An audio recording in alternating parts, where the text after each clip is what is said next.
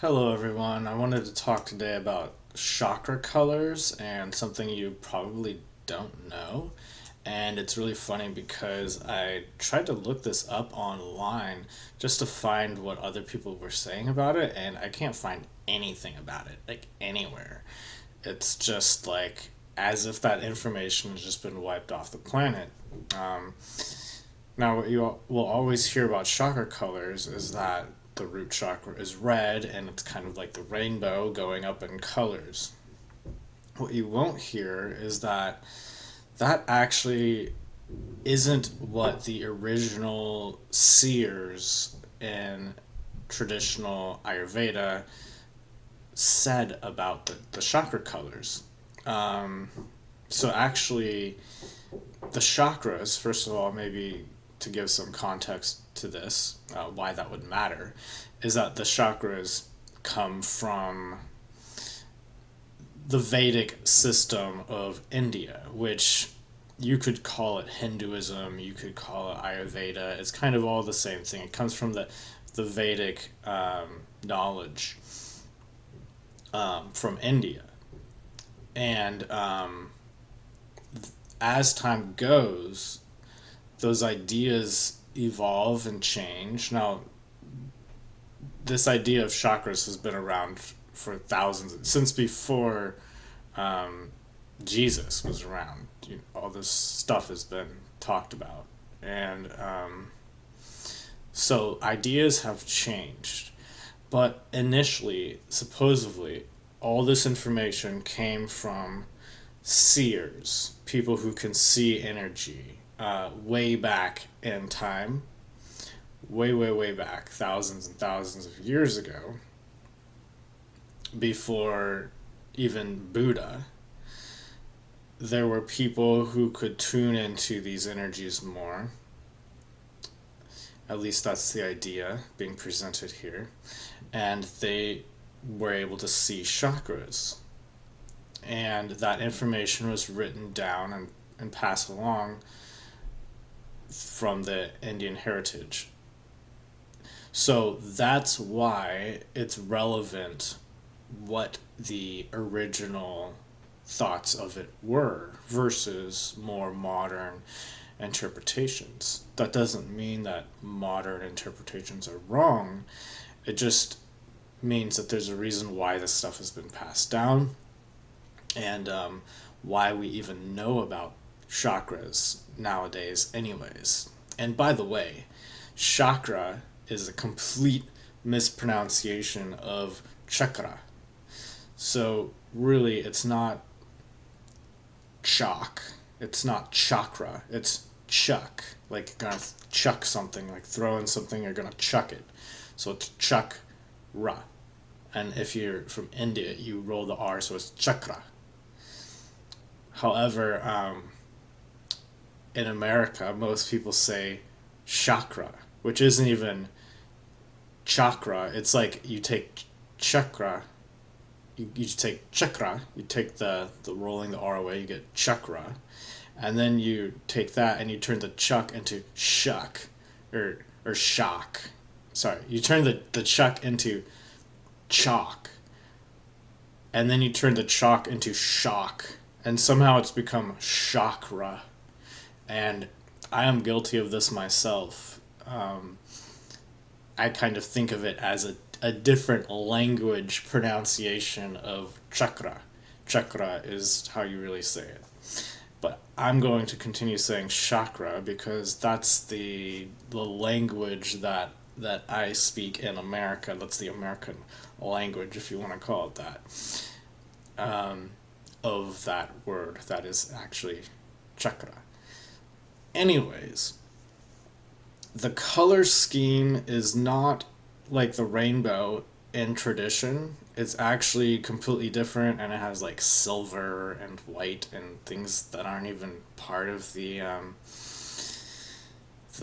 modern rainbow scheme of the chakras, starting with red at the root chakra going up. Um, and another thing that I've been taught is also from a different school of thought, which is that chakras are not one color necessarily, and that everyone's chakras can be different colors. Of course, there's the theory that just like the rainbow color, there's like a certain, color of green, and like you may be like more yellow or more dark green, and that just shows that you're off balance, but like really it should be like within this green color, and that's usually the heart chakra. That's what people say. That's a more new age interpretation.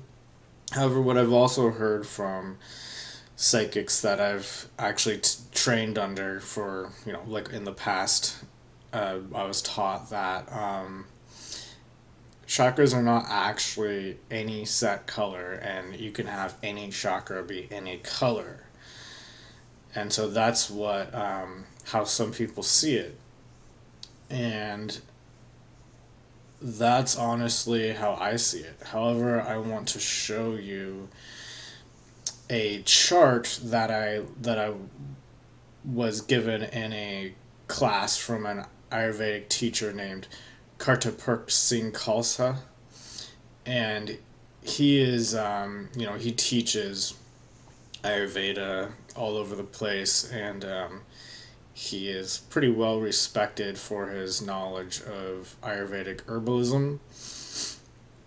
And he just has this chart, so I want to play this clip from one of his classes. Of course, I feel like I shouldn't show his full class because he charges for it, but I will just show this little tiny clip from it. So here we go. Each chakra is visualized as having a particular number of petals and a Sanskrit letter on each petal. It's a metaphor. So the vibration that is produced at each petal is represented by the sound of the Sanskrit letter. Each letter denotes a mantric vibration, and so this is all connected with the whole mantra system. Some of these legacies say that the number of petals in each chakra is determined by the number and position of the nadis around the chakra. So many different ideas. Here's Svoboda's book on Prakriti. You can take a look at that. Very good book. So there's numerous schemes about how this whole chakra situation works, and I put together a chart here that kind of merges a bunch of those ideas. And here you can see the colors associated with this. These are not the traditional colors. For example, the fourth chakra being the heart chakra, deep red, that's not the traditional color. Oh, okay. I think this is actually the traditional color. These are the traditional colors. But these are the more ancient colors. We see that each chakra, 1 through 7, has been associated traditionally with a subtle color. Now, you wouldn't see that in the body. You'd see that with your subtle vision or with your meditative eye. And you can see the system there. But now people are talking more about a color scheme like the rainbow, starting with red and going through the 7 colors of the rainbow. And Dr. Laud talks in those terms as well. I'm not so sure how much of a difference it makes. Some people use internal tantric type visualizations of these colors to enhance the energy flow through the chakras. You can see the gland that's associated. Again, it's this subtle aspect of that gland. The body parts, the functions, which we'll get to in a moment. So the positive aspects of the chakras you can see, and the negative aspect. And they all have positive and negative aspects. If they're functioning well, you get benefit in your personality from them. If they're not, then you have other kinds of problems. Number 7, cosmic consciousness, goes beyond all the other worldly concerns. You can merge yourself in that divine essence. Now, that doesn't mean that you sustain it necessarily. So just because you experience that momentary enlightenment or that permanent enlightenment, it would be rare for people of very high consciousness to end up falling from grace and doing bogus things, but we see that it happens. And it's probably not an instantaneous event. It's probably that you get a little taste of it, and then the more work you do, the more often and longer you can stay in that place until finally you can sustain yourself there. And then why would you do, bogus things? So I didn't list a negative aspect to cosmic consciousness. But again, if that begins to slip and comes back down, then anything can happen anytime in any way. So, anyways, that's the little section that I found very interesting, that I wanted to mention here. I also would like to mention who Kartapurk Singh Khalsa is, um, and some of the controversy around this. So I took about 3 years of herbalist classes from him, and he partly became very popular because he was one of Yogi Bhajan's first students, to teach Kundalini yoga. The thing about Yogi Bhajan is that, well, I think, and many other people think, that he was actually somewhat of a creep and potentially a rapist. He's been accused of rape, and that he's just not really as great as many people think, which tends to happen with a lot of yogis, gurus, when they get put on a pedestal for long enough. It starts to affect their ego, and bad things happen. So KP Khalsa, who is the one in this class, has also said that he doesn't quite buy his initial teacher's information quite in the way that he had in the past, although he still honors and respects his teachings. And I find that Kundalini yoga is beneficial, even though it comes from Yogi Bhajan. And so you can't really say everything is entirely black or white, that just because it comes from him it's false, etc. But I do want to clarify that the information that he was sharing here is not information from Yogi Bhajan. It is information from traditional Vedic scriptures. So, yeah, he is an authority in the deep understanding of Ayurveda. So I will leave you with that.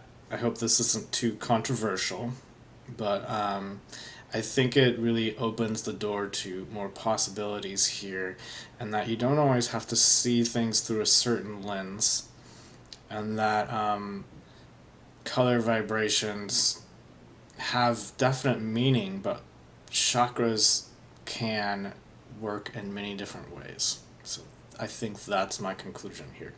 So if you watch this video to the very end right here, I always appreciate a thumbs up if you find this information interesting and worth sharing.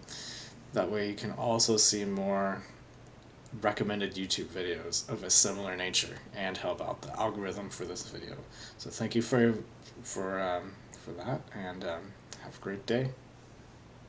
And here are some more traditional depictions of chakras, or chakras, and you can see how the colors aren't even really that prominent, and it's more about images here, and there's all sorts of colors mixed in with these images, and this can actually be pretty common as how you may interpret the energy, how you may perceive it, and a lot of the times I actually am more prone to seeing images and little depictions of things happening that are the energy patterns represented and showing up that way. So this is just interesting to kind of show more of the traditional views on the depictions of what chakras actually look like, or the way that they are perceived by the seer.